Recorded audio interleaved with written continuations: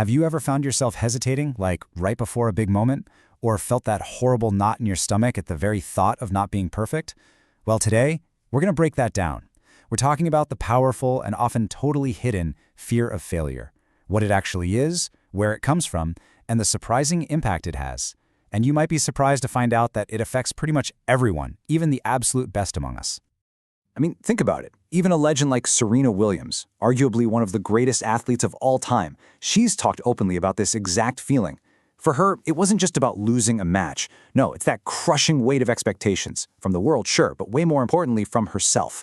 It just goes to show you, nobody is immune to this kind of pressure. So, that brings up a really fascinating question, doesn't it? If the people who are at the absolute peak of their game feel this intense fear, where in the world does it come from? It's definitely not about a lack of skill, and it's not even about confidence. It's something much, much deeper. And it's something I think all of us can relate to. Okay, so to really get it, we have to go all the way back to the beginning. See, this fear, it isn't something we're born with. Not at all. It's learned. It's a pattern that gets wired into our brains over time. And a lot of the time, it starts when we're really young. And this is the absolute key right here. The fear of failure isn't just being scared of making a mistake. It's this deep-seated belief that if you fail at something, then you as a person are a failure. Your personal worth gets tangled up directly with your performance. And man, that is an incredibly heavy burden to carry around.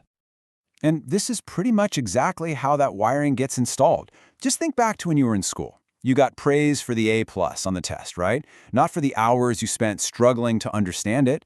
Mistakes? They got a big red circle and maybe a disappointed look. So our brain, which is this brilliant little survival machine, it learns a really simple equation. Mistake equals danger, or disappointment. And after years of that, the connection just gets stronger and stronger, until as adults, we start avoiding anything that even has a whiff of risk. And all of that conditioning, it has some very real-world consequences.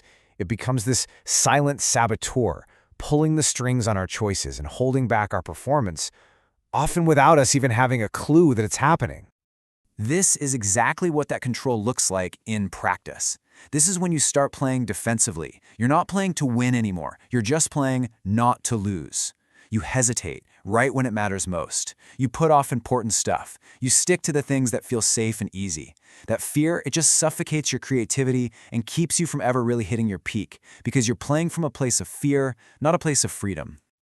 But here's the good news. What if there's a totally different way to look at all of this? We can actually reframe our entire relationship with failure. And to do that, we're going to look at someone who is, let's be honest, universally considered the greatest of all time. Now, just look at this number for a second. Over 9,000. Let it just hang there. What could a number that huge possibly have to do with success? Well, in the story of one of the world's greatest winners, it means everything. Yep, that's how many shots Michael Jordan, Mr. Clutch himself, missed during his NBA career. Over 9,000 times the ball left his hands and just didn't go in the hoop.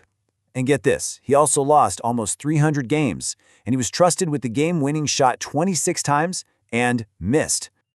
And here it is. This is the mindset shift that changes the entire game. For Jordan, those misses weren't failures. They weren't even bad. They were data points. They were practice. They were the essential, non-negotiable ingredients for his success. He understood that you simply cannot get to the game-winning shots without a mountain of misses to get you there. This chart breaks it down perfectly. On one side, you have that fear-driven mindset. Its only goal is avoid mistakes no matter what. And when you do mess up, your whole identity takes the hit. I am a failure. But then you've got the growth-driven mindset, the Jordan mindset. The focus there is completely different. It's all about, what can I learn from this miss? Your identity isn't threatened at all. It's just, okay, I failed at this task. And the reaction? It's to embrace the next challenge, not run away from it. So, as we start to wrap this whole thing up, it leads us to a completely new definition of what failure really is. It turns out it's not about the misses. It's about something else entirely. So let me ask you this. If missing over 9,000 shots isn't failure, then what is?